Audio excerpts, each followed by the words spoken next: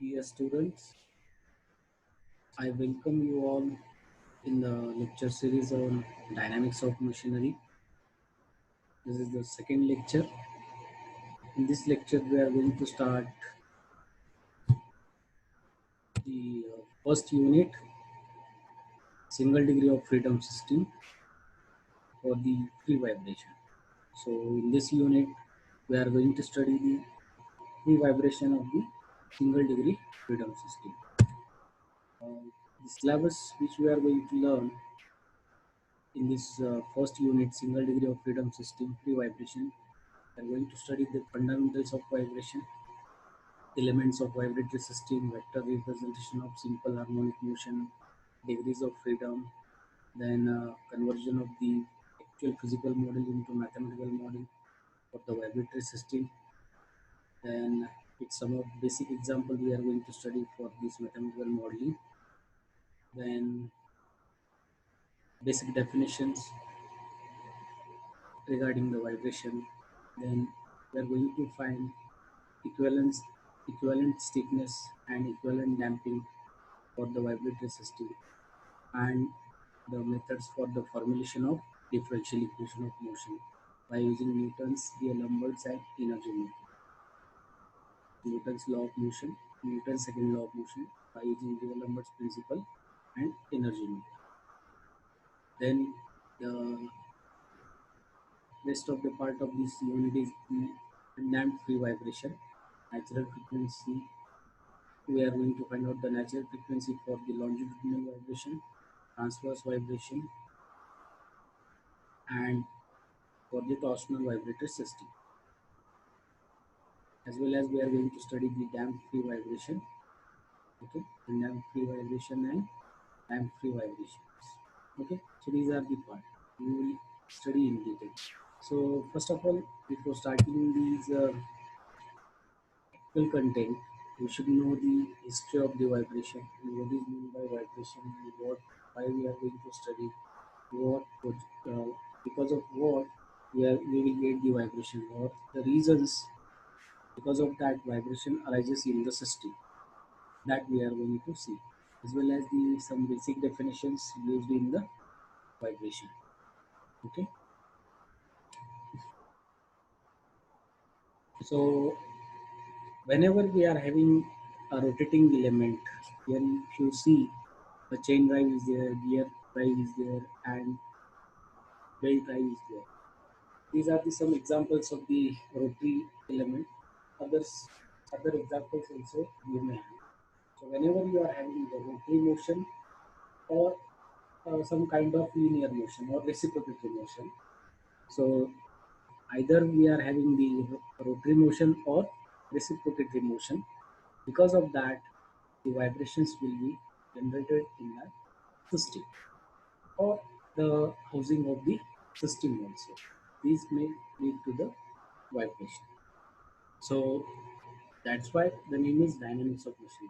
So whenever the components are in motion, because of that motion, either reciprocatory or rotary, the vibration will be generated in the system. Okay. So here you will find the example of reciprocating compressor. Okay. So here we are having a piston cylinder or element, so which will have the linear or reciprocating motion. So because of this also the vibrations will be created. Okay. So this is the some introductory part. Now we will see the history of the vibration. So when the people are they were having the interest in the vibration, when the people started the study of the vibration, when the human being discovered the musical instruments, when the human discovered the musical instrument like a drum or whistles. So since the discovery of this musical instrument, we are started studying the vibrations because of the interesting thing why the sound is created or the sound is generated at this musical instrument. So because of that, the scientists and engineers, they have developed the interest in the study of this vibration. So since long, the sound is related to the vibration has been studied. Okay, so we will see the timeline for the history. So from 1564 to 1642, Galileo is the first person who studied the phenomenon of this vibration with the help of a simple pendulum. So Galileo is the Italian mathematician, studied the oscillations of the strings and a simple pendulum. Here, he has considered a simple pendulum, which is passed to the string or thread having a length L and the pendulum having the mass M. So, by considering this oscillation of this simple pendulum, he has studied the vibration and he developed the mathematical relationship between the length of the pendulum. He developed the relationship between the length of the pendulum and its frequency, and he uh, discussed the term resonance. So then Galileo and Hooke developed the relationship between the frequency and pitch of the sound. So based on his previous experience of the experimentation of this simple pendulum, Galileo and Hooke developed the relationship between the frequency and the pitch of the sound. Then Sir Isaac Newton from the 1642 to 1727. Again, he is an English mathematician. Made a lot of scientific contribution towards the dynamics of the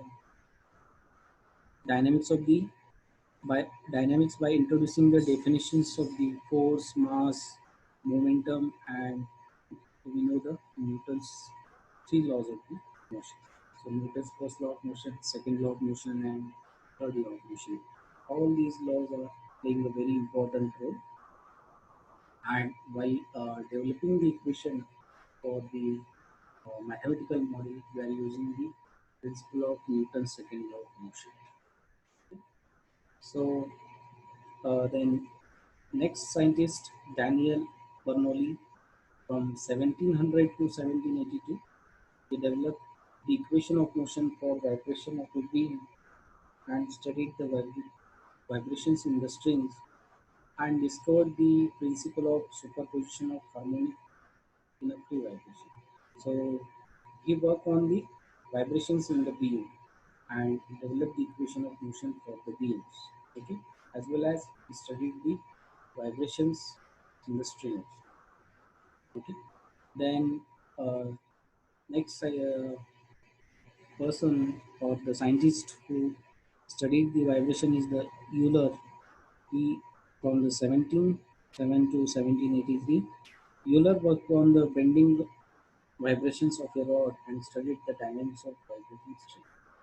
So when we are having the bending in the system or element or component, because of that also vibrations will be generated, and he studied the vibrations in the rod when the rod subjected to the bend.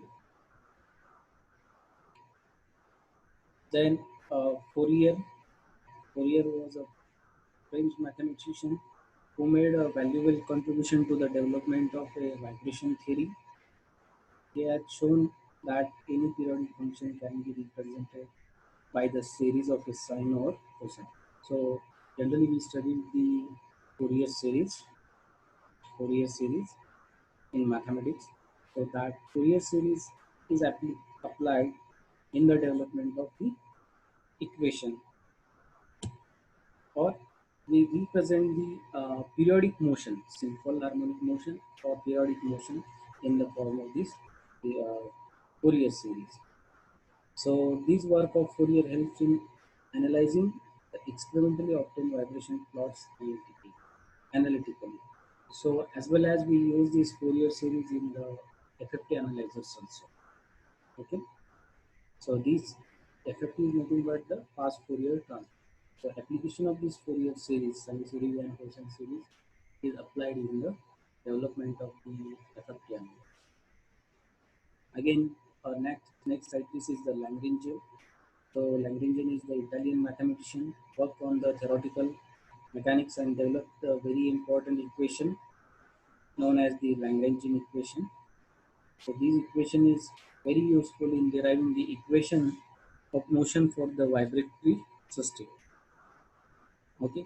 Again, uh, many scientists are having the contribution in the vibration, uh, namely Rayleigh, Poincare, then Timoshenko, a Russian scientist. All of them have contributed in the study of the vibration. So, uh, the recent development in this, Fromm discovered the importance of the torsional vibration while designing the shaft.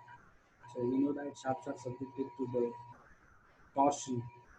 So Fromm has studied the torsional vibration while designing the shaft, and he has developed the tachometer for measuring the frequency of the vibration as well as uh, he has developed the dynamic vibration absorber. So about 30 years back, the vibration analysis was a very multi-degree of complex problem for the multi-degree of freedom system, and it was difficult to analyze. But nowadays, with the help of the finite element method and the other advanced techniques which we are having, with the help of these advanced techniques and finite element method, the engineers are able to use the computers as well, as well as they are using the numerical methods to conduct the vibration analysis of the complex mechanical systems, even having the more number of degrees of freedom. So whatever may be the degrees of freedom, whether it is a multi-degree freedom system or whatever may be the number of degrees of freedom system, nowadays we can simplify that and we can solve the complex problems with the help of this finite element method and by using the computer or computational techniques. Okay, so this is the some history of the vibration.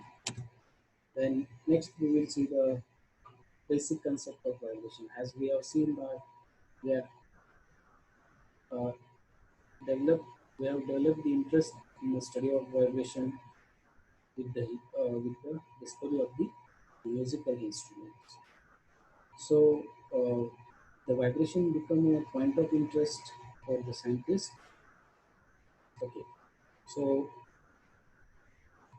to have the vibration, the basic need we should have, or the basic need is that we should have a body which possesses a some mass.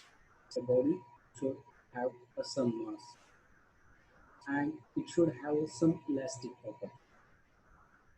The use of mass is that it may, because of that mass, it will have the inertia. It will have the inertia. If there is no mass, there will not be a inertia. So if the body is having some mass and some elasticity. Elasticity means the body may get deformed when the load or force is applied. So elastic bodies means the body may get deformed. If the body doesn't deform means it is a rigid body. So to have the vibrations or to generate the vibrations, that body should have the mass and some elastic properties. Okay. So the mass is a inherent for the body, and elasticity, if elasticity is present in the body, it causes the relative motion among its parts.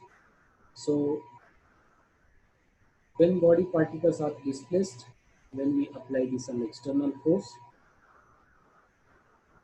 the internal forces in the form of elastic energy are present in the body.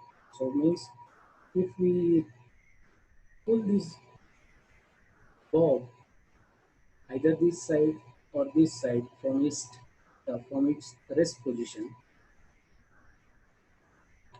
what we are doing? We are pulling means we are applying the force. So some external force we are applying. So the internal forces will be stored in this body in the form of elastic energy. Means here we are raising it from its rest position to this position means we are giving some potential energy. We are giving some potential energy. And when we release it, that potential energy will be converted into kinetic energy. And this bob will have the to and fro motion about its main position. So this bob will have the to and fro motion about its main position. Or we will call it as a equilibrium position. So these forces, internal forces and external forces, will try to bring this body to the equilibrium position or its original position. So at equilibrium position, the whole of the elastic energy is converted into kinetic energy. Whatever the potential energy or the elastic energy stored here, it will be converted into a kinetic energy. And the body continues to move in the forward and opposite direction. So it will have the to and fro motion. So the whole of the kinetic energy is again converted into when it goes from this when body goes from this point to this point, or from this position to this position, the elastic energy is converted into kinetic energy. And because of that kinetic energy, the pendulum will travel from this position to this position. And again, that kinetic energy is converted into elastic energy at this. And when it will start traveling from this point to again equilibrium position, the elastic energy will be converted into kinetic.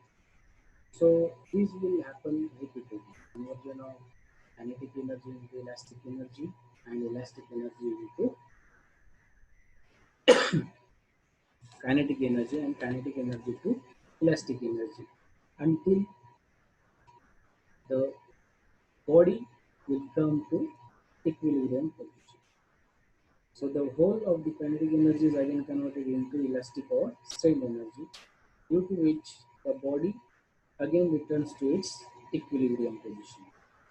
So by this way, the vibratory motion is repeated indefinitely and exchange of energy took place. Means the kinetic energy is elastic energy is converted into kinetic energy and kinetic energy is converted into elastic energy. So now we can define the vibration or motion of this body based on this concept. So any motion of a body which repeats itself after an interval of time is called as the vibration, or simply we call it as an oscillation. So the any motion which repeats itself after an interval of time is called as the vibrations or oscillations of the body. Means so once we raise this bob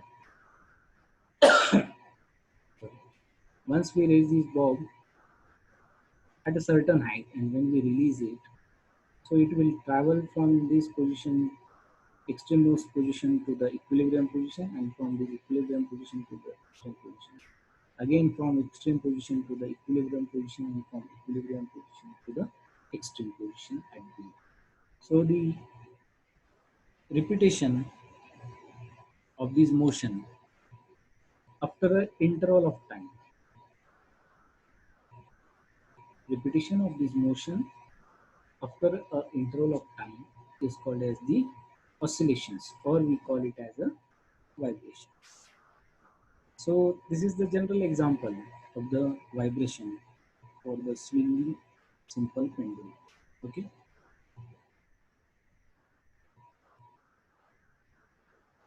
so the vibration or the oscillation of these motion of a ball to and fro from its mean equilibrium position.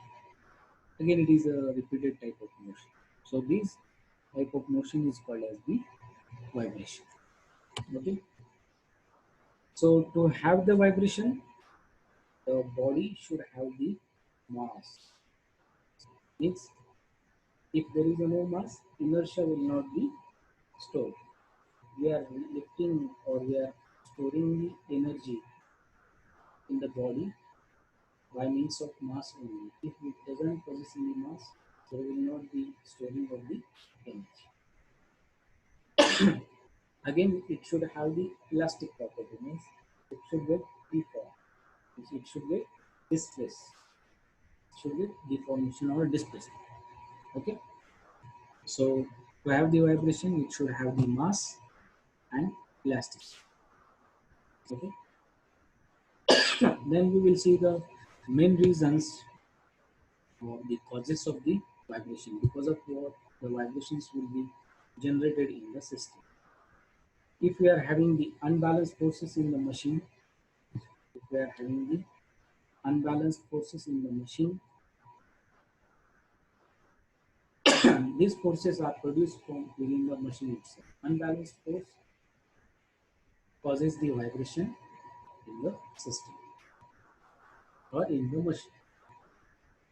So to avoid the vibration or to remove the vibration, we have to balance these unbalanced forces. Okay. Then the second reason is the dry friction between the two meeting surfaces.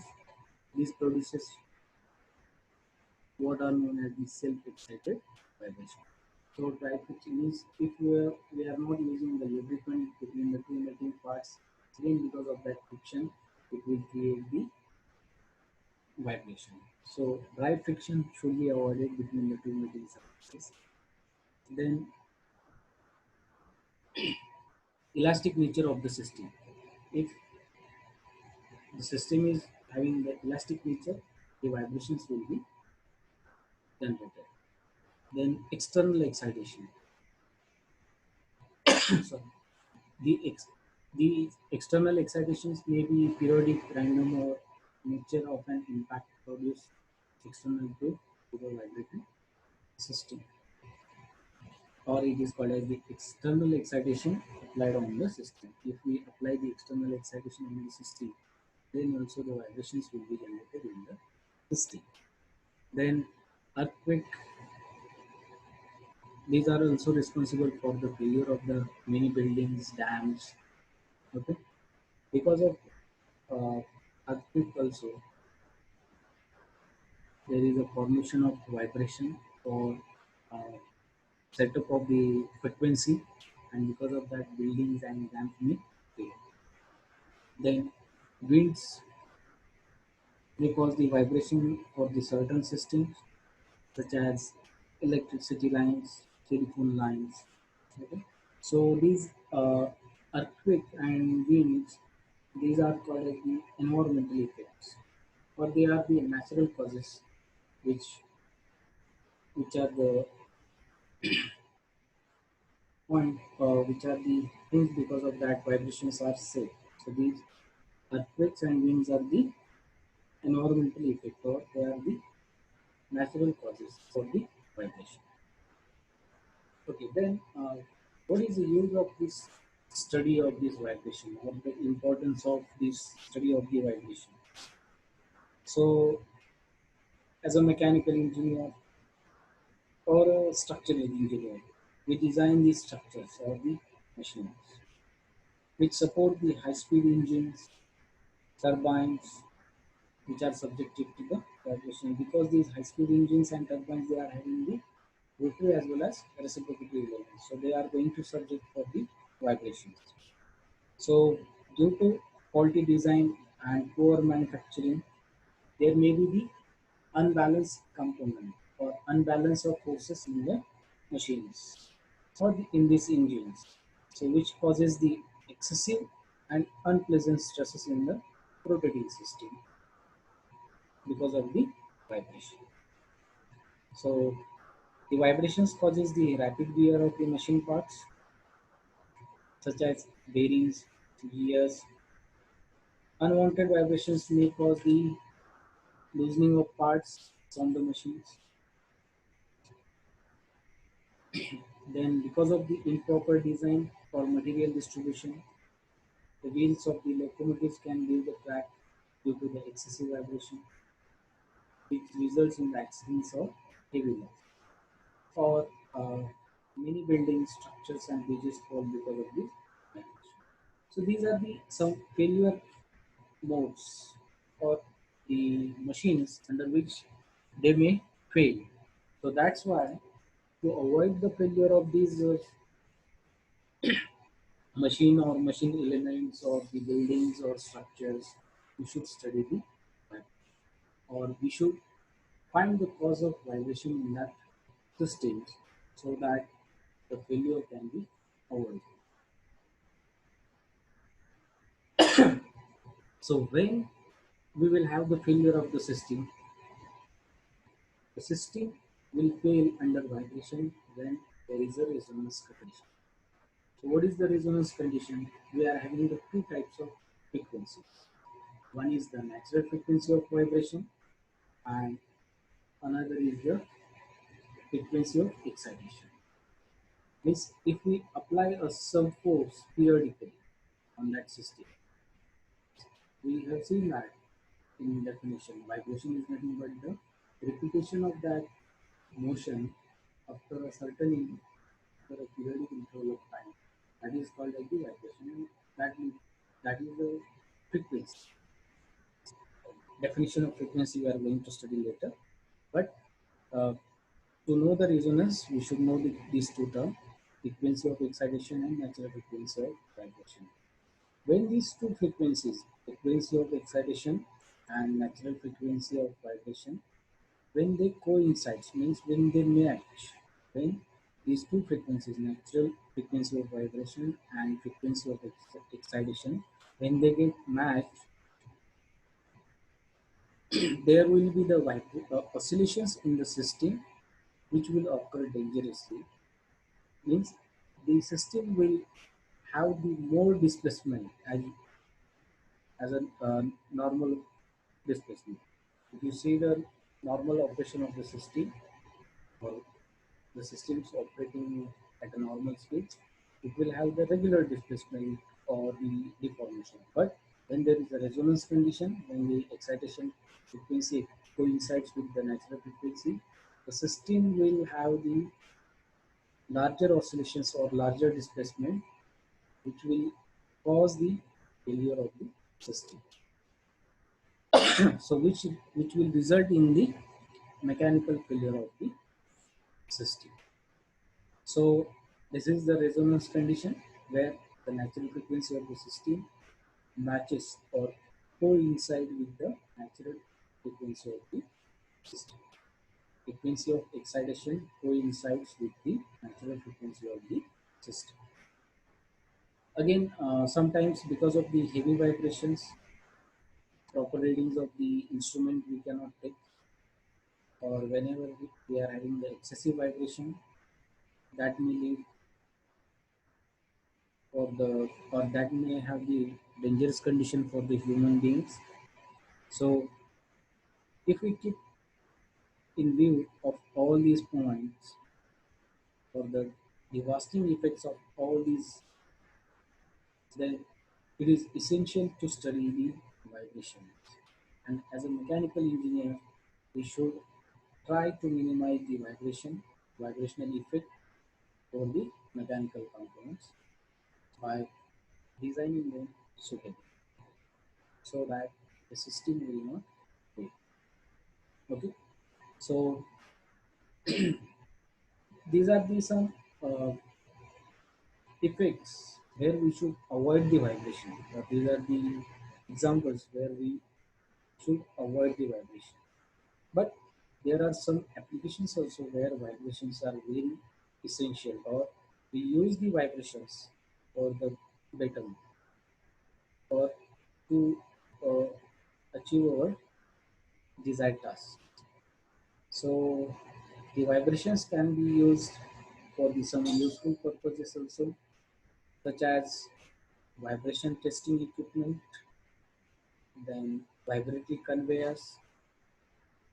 The vibratory conveyors are used to uh, transport the goods or the produce or manufactured components. Then in offers also we use the vibratory system. Then shoes and compactors. Generally we use these in the manufacturing industry. Then vibration is found very fruitful in the mechanical workshops, such as improving the efficiency of machining, then casting, forging, and some welding techniques. So in welding uh, we are having the vibration stress relieving VSR methods are these vibrations are used to relieve the stresses in the manufactured component. Okay.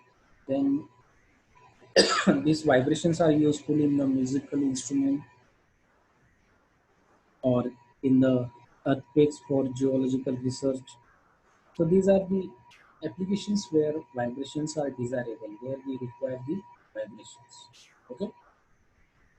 So desirable vibrations are useful, but undesirable vibrations are not having any use. They are going to fail the system. So to avoid the failure of the system, we have to eliminate these undesirable vibration. So we have to eliminate these undesirable vibrations. So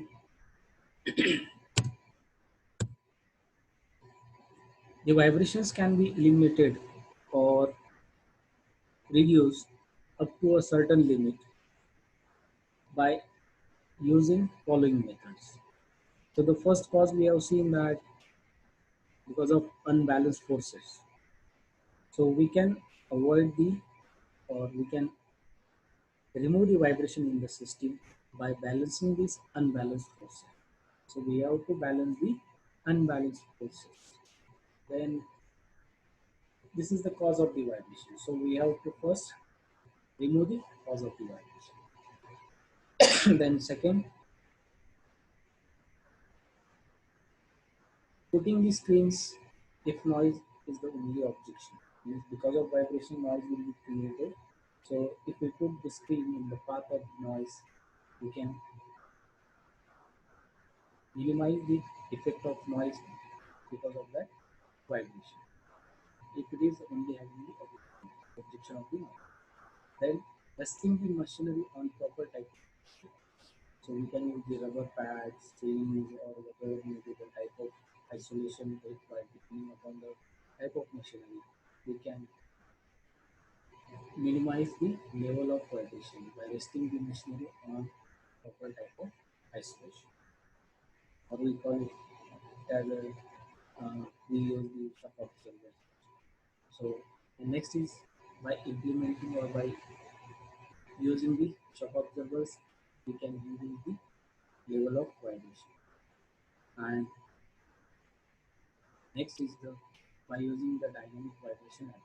The dynamic vibration absorber a system where we attach another spring mass system which will absorb the shock. Means we are changing the attaching the spring mass system or attaching another spring, we are changing the frequency of vibration, and because of that we reduce the excite we reduce we avoid the resonance condition.